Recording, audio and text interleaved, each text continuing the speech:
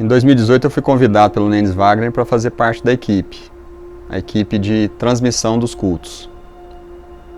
Inicialmente eu fui colocado para fazer as filmagens e eu não me sentia à vontade em ficar andando no templo, coletando imagem dos irmãos. Então pedi para o Nenis Wagner para me deixar no computador fazendo os cortes de imagens, né? Nessa época, as transmissões eram bem precárias. A gente fazia a transmissão aqui da igreja com uma câmerazinha e o meu celular. E Deus abençoava esse trabalho e tem abençoado esse trabalho. A gente pegou a transmissão ao vivo e era o tripé e uma câmera, um Edcam, um tripé, e streamava, né, no notebook. Era algo, o famoso arroz com feijão. Tinha alguns gargalos, mas o propósito era aquele. Sempre falo que a transmissão ao vivo tem 3 etapas. A primeira etapa é essa, a segunda etapa, a pandemia, e a terceira etapa, no novo tempo. A pandemia foi... Né, todo mundo sabia que não podia, era proibido ir para a igreja, porque não podia a aglomeração de pessoas, né? E a responsabilidade caía em mim, irmãos. Eu era responsável para mandar o culto para vocês. E aí era a pressão, irmãos do céu. Eu tinha que deixar tudo em ordem. Eu fiz o convite, o Lazinho já me ajudava nos eventos anteriores, e o Lazinho prontamente me abençoou com o voluntariado dele, né? E logo ele comprou uns gimbal, a gente fez um sistema de transmissão com celular, e a transmissão já deu um salto, já melhorou muito. E logo eu tive necessidade de treinar novos voluntariados para ajudar nós aqui, e o trabalho foi crescendo. E porém a transmissão chegou a um ponto que tem que caminhar junto com o áudio, tem que profissionalizar, né, que são de novos equipamentos profissionais, câmeras já de cinema, né, as mesas de corte, para eliminar todos os gargalos que ainda tem. Então essa nova etapa, novo tempo, né? Para que serve a transmissão, né? Algum irmão já me fez essa pergunta. A transmissão é o canal de bênção, é um departamento missionário também, que vai levar a palavra àquele irmão que está em outro lugar. Fica também um arquivo para a igreja, né? Algum irmão perdeu a pregação, vai lá e puxa e fala: nossa, a pregação passou, falou isso e isso, né? Tá lá, o arquivo salvo na igreja, né? É um material de registro para a igreja, né? E também teve um caso, né, que na pandemia, na correria aqui, às vezes eu não vejo a importância que tem essa transmissão.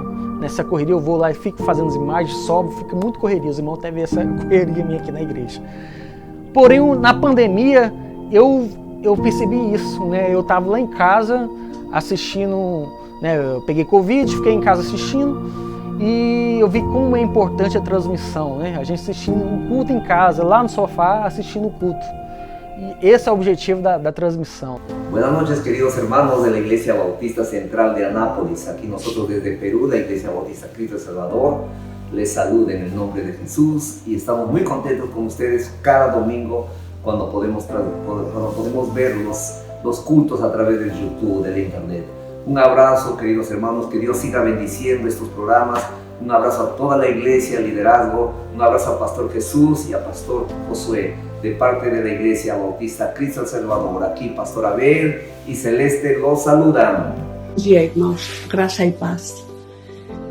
Eu venho aqui a dar um testemunho de quanto é bom na minha vida assistir todos os cultos pela internet, em YouTube, do canal da Igreja Batista Central. É importante porque eu moro na Espanha e a tanta distância eu me sinto muito perto de vocês. E isso me ajuda cada dia a crescer mais, a ser mais abençoada por estar em mais contato com a igreja. Então, e também que cada dia que você, por qualquer motivo, por el fuso horário que eu tenho, não posso assistir, eu sempre fica aí gravado para que em qualquer outro momento eu possa assistir e seguir os cultos. Muito obrigado por el trabalho que vocês fazem e que é tão bom e abençoado para nós. Muito obrigada. Graça e paz, irmãos. A transmissão da Igreja Batista tem sido uma bênção na minha vida, porque eu moro em Goiânia e não são todos os cultos que eu posso estar em Anápolis. Então eu mato a saudade da igreja e dos irmãos assistindo o culto lá de Goiânia. E por isso, quando o Vaguinho me chamou para fazer parte desse ministério, eu achei uma bênção, né? Eu e a Isabela entramos, porque ela gosta muito de câmera, edição, essas coisas, eu acabei entrando junto. E hoje nós estamos aí somando com a equipe de comunicação.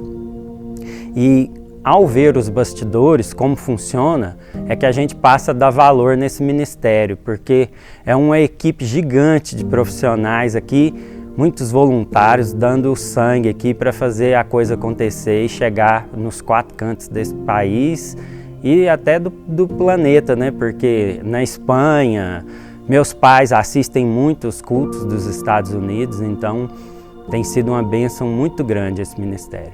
Bom, a parte de sonorização e mixagem da igreja teve uma evolução muito grande com relação ao templo antigo, né?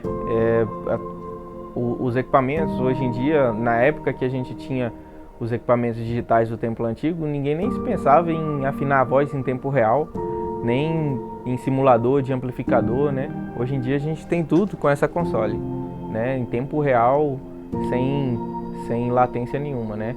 Então, isso traz pro público, pros irmãos, né? Uma qualidade muito grande, uma qualidade de estúdio para o ambiente de igreja, né? Então, a nossa responsabilidade, eu acredito que grande parte do pessoal não entende a responsabilidade que é essa parte de sonorização e mixagem, né? Porque nós estamos entre o que está sendo falado, o que está sendo cantado e o que está sendo ouvido, quem está ouvindo, né? Então nós somos um intermediário entre esses dois ambientes, né? Essas duas pessoas, né?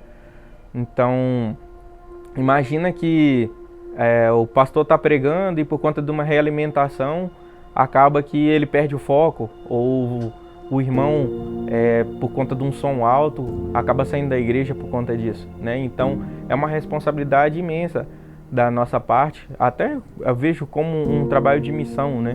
Onde a gente faz essa ponte entre os dois, entre o pastor e o público, entre o louvor e o público, né?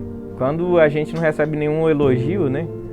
Por um lado a gente vê como um lado bom, né? Não aconteceu nenhum problema, não teve nenhum erro, né? Mas também quando vem um elogio a gente fica muito feliz, até porque nós temos um poder muito grande na mão, né? Então, com grandes poderes vem grandes responsabilidades, né? O Departamento de Mídias Sociais hoje tem atuado no Ministério de Comunicação como uma porta de entrada, não só para irmãos convertidos, mas também e principalmente para aqueles que ainda não foram convencidos pelo Espírito Santo. A gente está atuando de forma estratégica para que de forma quase que imersiva as pessoas possam enxergar, para que elas possam sentir um pouco daquilo que a gente vive aqui. Então a gente tem, e um exemplo muito claro disso é a forma como a gente tem abordado os nossos cultos através das filmagens. A gente tem priorizado a liturgia do culto.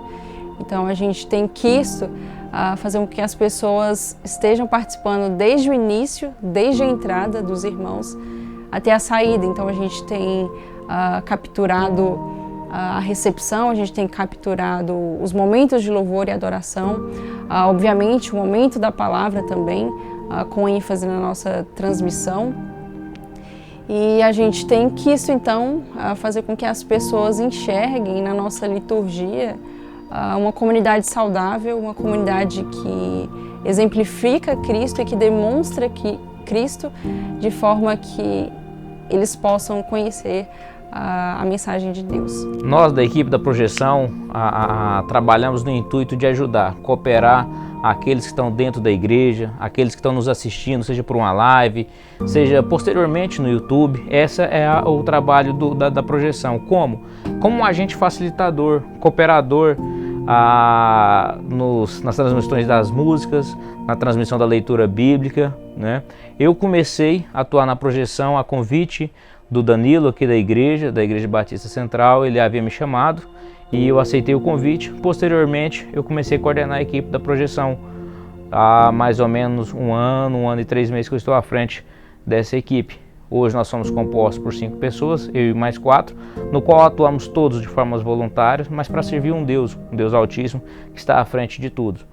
Temos dificuldades, temos barreiras, isso é normal, mas estamos aqui dando o nosso melhor. Não somos os melhores, mas estamos aqui dando o melhor para o melhor, que é nosso Deus. Eu fui indicado por alguns irmãos para ser líder do Ministério de Comunicação. Eu aceitei o convite e Deus me conduziu a estar organizando o ministério, dividindo em equipes. E assim foi feito. Hoje o Ministério de Comunicação ele está dividido em projeção, sonoplastia, iluminação, transmissão, mídias sociais, reportagem e coordenação de púlpito.